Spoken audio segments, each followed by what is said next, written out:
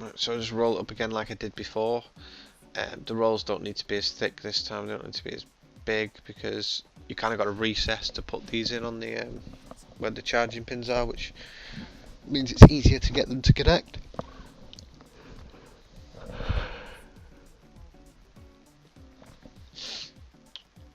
Right, so just rolling it up nice and tight.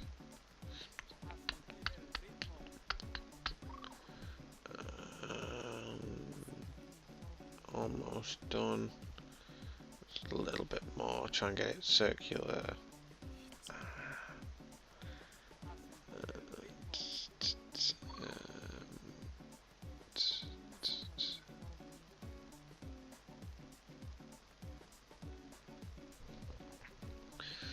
Get into it there. Right, there we go. Just pop that in the top socket and run a bit of copper tape straight up to just underneath where the connector is. I'm not sure what that connector is, the small circle one below the NFC points, but just up to about there, and then just snip it with a small pair of scissors. Push your copper flat onto the back there. That should be good, it's perfectly in line there.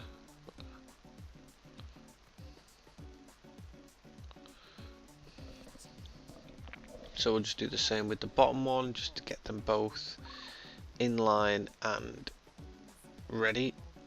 Just peel it back here.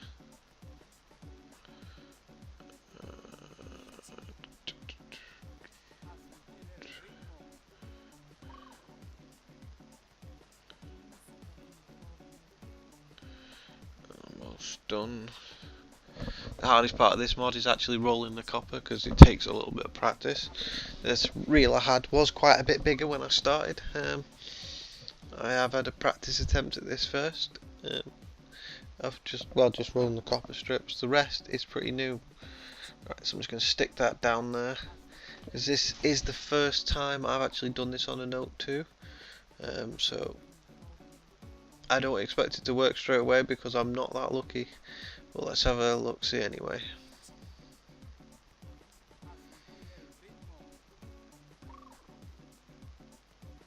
Just push them into the recessed pins to make sure they've got connectivity.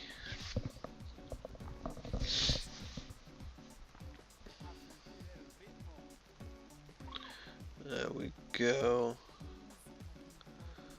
Flatten my copper all the way up to the edge here, just to make sure it's as close to the edge as possible, just using the screwdriver just to get a bit more pressure on there. Now I'm just going to trim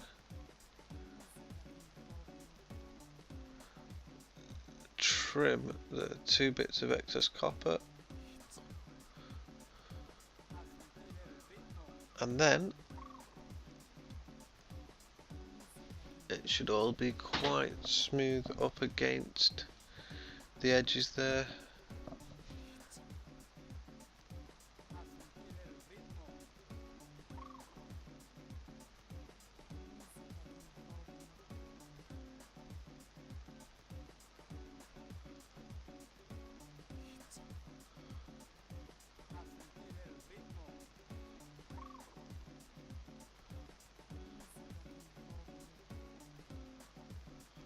Right, so we're just going to see if it pop the case back on the phone now.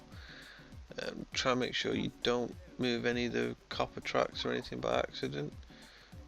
Just make sure it's all lined up as you put it back on. It will take a little bit more pressure to get back on, because it's going to have a slight bulge, because you've added a little bit in the back there, but the back is flexible and it's not going to be noticeable. That bulge is quite big. It's a bit bigger than it normally should be. I can feel it quite a bit there.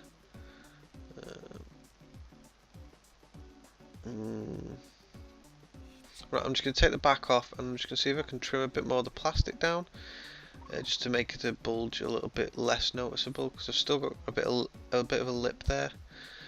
So I'm just going to trim it with the old retractable blade here.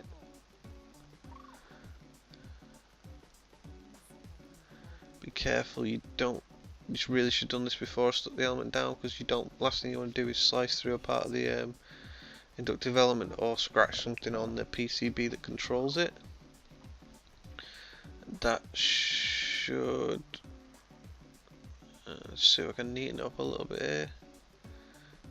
Yeah. See if I can flatten that back down now. Yeah. So just got a little bit of raised piece off there, which should just lower it a little bit more onto the thing. It's not going to be perfectly flat, but I just want to make it a little bit less noticeable. Just pop the case back on.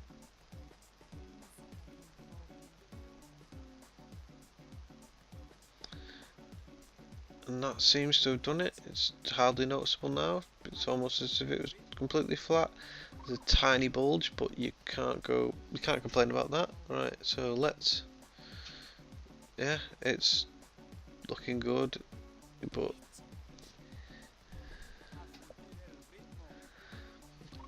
right, so now if I get the cables for the actual Palm Pre dock, I'll just clear all my rubbish out of the way first. Right, so if I plug the Nexus one straight into the back here, a little bit tight, but they do fit pretty well. The great thing about the Nexus one, it's exactly the same size as the socket on the Palm Pre, so it fits in wonderfully. It's like almost as if it was made for it. And we'll just plug that into the wall socket now. I've noticed that this system won't charge off USB ports on computers.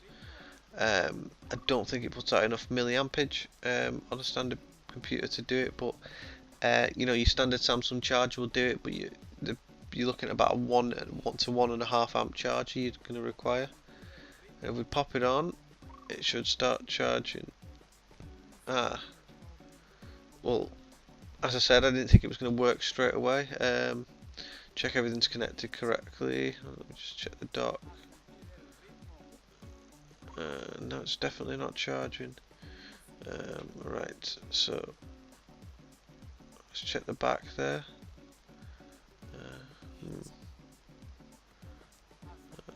They are in line. Right. Just go and quickly grab my multimeter.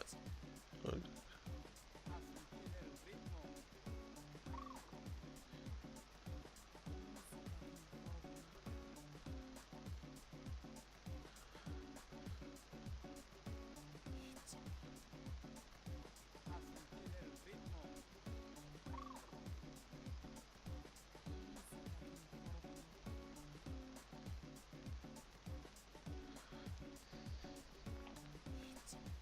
Alright, so I'm just going to use my multimeter just to test if it's putting out 5 volts. Yeah, that comes out as 0. That's not a good sign, so I'll just try it straight. Let's check the cable's definitely connected in the back of here. I'm hoping I've not bought a Duff charger. It does seem to be fine. I'll just stick it back down.